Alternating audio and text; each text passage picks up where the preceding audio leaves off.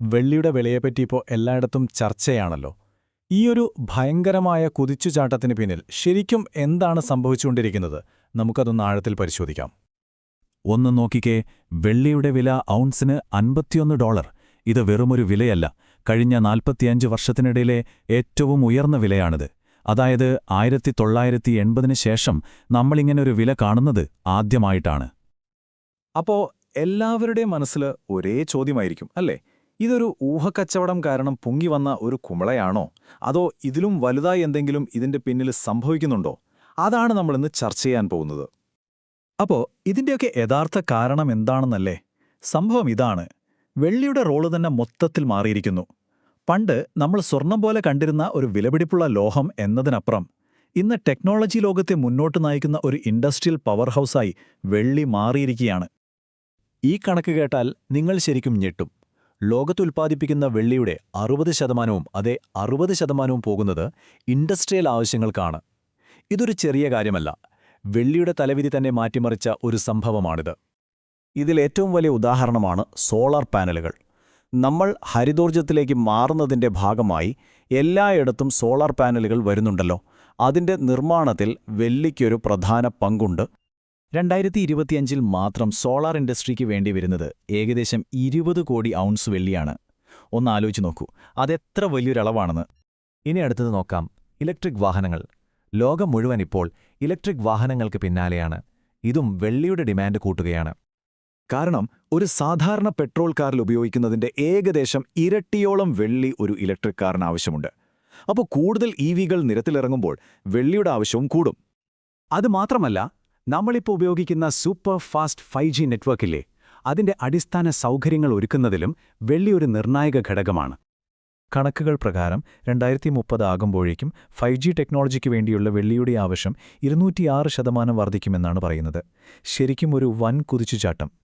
List ഇവിടെ തീരുന്നില്ല. Artificial intelligence, data സെന്ററുകൾ, ഇവയുടെയൊക്കെ ഹാർഡ്വെയറിൽ വെള്ളി ഒരു നിർണായക ഘടകമാണ്. നമ്മുടെ ഡിജിറ്റൽ ലോകത്തിന്റെ നട്ടെല്ലെന്ന് വേണമെങ്കിൽ പറയാം. അപ്പോൾ ഒരു വശത്ത് ഡിമാൻഡ് ഇങ്ങനെ റോക്കറ്റ് പോലെ കുതിക്കുന്നു, മറുവശത്ത് സപ്ലൈ അതിനൊപ്പം എത്തുന്നില്ല.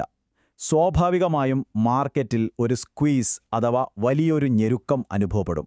അതെന്താണെന്ന് നോക്കാം. ഈ വിലക്കയറ്റത്തിന് പല കാരണങ്ങളും പറയുന്നുണ്ട്. സപ്ലൈ കുറവാണ്, ഇൻവെസ്റ്റേഴ്സ് കൂടുതൽ വാങ്ങിക്കൂട്ടുന്നു, സെൻട്രൽ ബാങ്കുകളുടെ പോളിസികൾ, അങ്ങനെ പലതും. പക്ഷേ എല്ലാത്തിനെയും ഒരുമിപ്പിക്കുന്ന ഇതിൻ്റെല്ലാം അടിത്തറ എന്ന് പറയുന്നത് ഈ പുതിയ ഇൻഡസ്ട്രിയൽ ഡിമാൻഡ് തന്നെയാണ്. ഇവിടെയാണ് നമ്മളൊരു കാര്യം ശ്രദ്ധിക്കേണ്ടത്. 1980-ലും വെള്ളിവില കുതിച്ചുയർന്നിട്ടുണ്ട്. പക്ഷേ അത് വെറും ഊഹക്കച്ചവടം മാത്രമായിരുന്നു. എന്നാൽ ഇന്ന് കാണുന്നത് അതല്ല. ഇന്ന് ഇതിന്റെ പിന്നിൽ യഥാർത്ഥ ഡിമാൻഡുണ്ട്, ദീർഘകാലത്തേക്ക് നിലനിൽക്കുന്നൊരാവശ്യം. ശരി, ഇതെല്ലാം കേൾക്കുമ്പോൾ നമ്മളെപ്പോലുള്ള സാധാരണ നിക്ഷേപകർ എന്തു ചെയ്യണം എന്നൊരു ചോദ്യം വരുമല്ലേ? വില ഇത്രയും മുകളിൽ നിൽക്കുമ്പോൾ വെള്ളി വാങ്ങുന്നത് നല്ലതാണോ? കണക്കുകൾ നോക്കിയാൽ വെള്ളി ഗംഭീര റിട്ടേൺസാണ് കൊടുത്തിരിക്കുന്നത്. 2025 മാത്രം 102%. പക്ഷെ ഒരു മറുവശം കൂടിയുണ്ട്. ഇതിന്റെ വിലയിൽ ഭയങ്കരമായ ചാഞ്ചാട്ടമുണ്ട്, അതായത് ഹൈ വോളറ്റിലിറ്റി. അതുകൊണ്ട് തന്നെയാണ് എക്സ്പേർട്സ് പറയുന്നത് വില ഇത്രയും മുകളിൽ നിൽക്കുമ്പോൾ ചാടിക്കയറി വാങ്ങുന്നത്, പ്രത്യേകിച്ച് പുതിയ ആളുകൾക്ക്, അത്ര നല്ല ഐഡിയ അല്ലെന്ന്. റിസ്ക് കൂടുതലാണ്. ശരി, അപ്പോൾ ഇനി മുന്നോട്ട് എന്താണ് പ്രതീക്ഷിക്കാൻ കഴിയുക? വെള്ളിയുടെ ഈ കുതിപ്പ് തുടരുമോ? അനലിസ്റ്റുകൾ പറയുന്നത് എന്താണെന്ന് നോക്കാം. വിദഗ്ധരുടെ പ്രവചനമനുസരിച്ച് ഈ കയറ്റം ഇവിടെ നിൽക്കില്ലെന്നാണ് തോന്നുന്നത്. നോക്കൂ, 2028 ആകുമ്പോഴേക്കും വില ഒരു ഔൺസിന് $80 വരെ എത്താമെന്നാണ് അവർ കണക്കുകൂട്ടുന്നത്. അപ്പോൾ ഇതിൽ നിന്നെല്ലാം നമ്മൾ മനസ്സിലാക്കേണ്ട പ്രധാനപ്പെട്ട കാര്യം ഒന്നു മാത്രം: വെള്ളിയെക്കുറിച്ചുള്ള നമ്മുടെ ധാരണ തന്നെ മാറ്റേണ്ട സമയമായി. അതായത് വെള്ളി വെറുമൊരു ആഭരണ ലോഹമോ നിക്ഷേപമോ അല്ല. അത് നമ്മുടെ ടെക്നോളജിയുടെ, നമ്മുടെ ഭാവിയുടെ തന്നെ ഒരു അവിഭാജ്യ ഘടകമായി മാറിക്കഴിഞ്ഞു.